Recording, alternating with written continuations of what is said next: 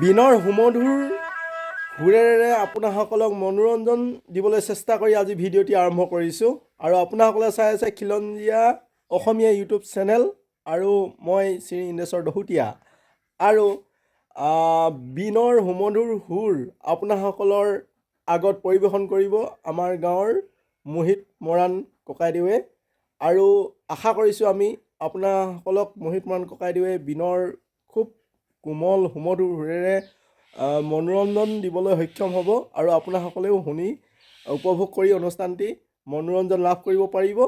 গতিকে আমাৰ এই খিলঞ্জীয়া অসমীয়া ইউটিউব চেনেলটো খুব চালুকীয়া অৱস্থাত আছে, গতিকে আপোনাসকলৰ মৰম চেনেহ যথেষ্টই প্ৰয়োজন হৈছে আৰু মৰম চেনেহ দিব বুলি আশা কৰিছোঁ আৰু আপোনাসকলৰ মৰম চেনেহ পাই থাকিলে এনেকুৱা ধৰণৰ খুব মনোৰঞ্জনধৰ্মী ভিডিঅ' আপোনাসকললৈ আগবঢ়াই থাকিবলৈ চেষ্টা কৰিম। গতিকে বৰ বেছি কথা কৈ নাথাকোঁ, প্ৰথমতে মোহিত মৰাণ ককাইদেউক আপোনাসকলৰ মাজত চিনাকি কৰাই দিছোঁ আৰু এয়াই হ'ল মোহিত মৰাণ। তো এতিয়া আমি মোহিত মৰাণ ককাইদেউৰ পৰা বিনৰ সুৰ উপভোগ কৰিম। জনগোষ্ঠীসকলে প্ৰায় বিনটো বজাই মানে গুৰি ছালৰ এডালি ৰছী, এডালি লাঠি আৰু এডালি বা বাঁহ বা কাঠৰে এইটো মোৰ বৰ্তমান কাঠৰে তৈয়াৰ কৰা। গতিকে এইটো কেৰাচিন অকণমান, এইটো সোপাটো কেৰাচিন তেল, গতিকে ইয়াত কেৰাচিন তেল দিয়া থাকে। ইয়াত কেৰাচিন তেল দি বজালে ভাল ধৰণে সুৰ উঠি বাজে।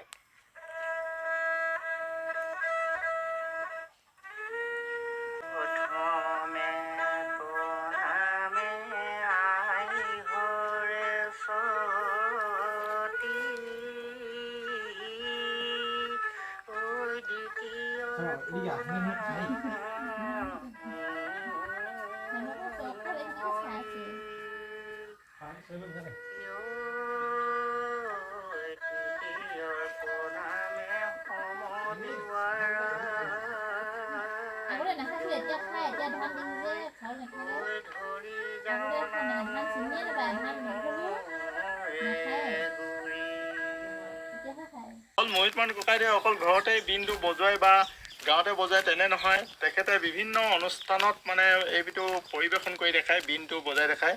তো 20 জুলাই 2019 চনত তেখেতে এখন সম্বৰ্ধনা পত্ৰ লাভ কৰিছে অসম মৰাণ সভাৰ ফালৰ পৰা।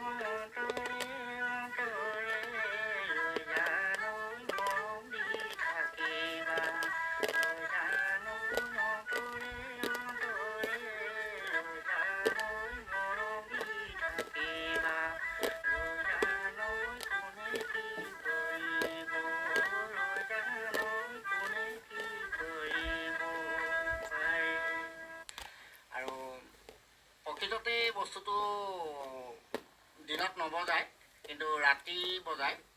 ৰাতি মানে আমি যেনে এটা ঘৰৰ পৰা এটা ঘৰলৈ গৰম দিনত বেছি ভাল লাগে আৰু গৰম দিনত মানে যাওঁ যে এইটো ঘৰৰ পৰা সেইটো গৰমত শুব নোৱাৰোঁ। ধৰ আমি উঠি অহা যেতিয়া ডেকা দিনত আমি মানে এইটো মই বজাইছিলোঁ।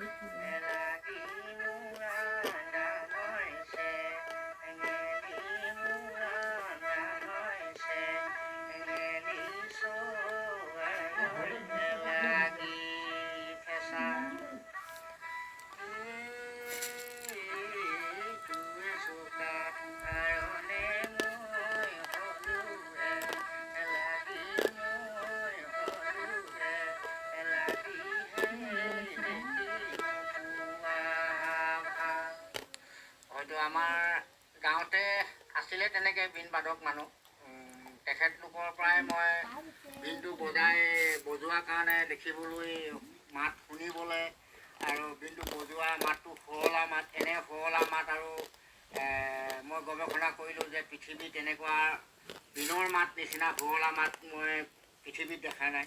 যেনে এটা কুলি মাত ভাল শুনিবলৈ, তেনেকৈ বিনৰ মাতটো তাতোতকৈ ধুনীয়া মানে শুনিবলৈ।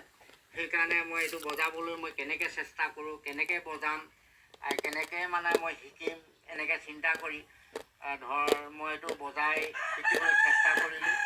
কৰাৰ পিছতে এতিয়া মই সদৌ গুৱাহাটীলৈকৈ বজাইছোঁ। আমাৰ পদুগুৰি অঞ্চলৰ ভিতৰত মই বজাইছোঁ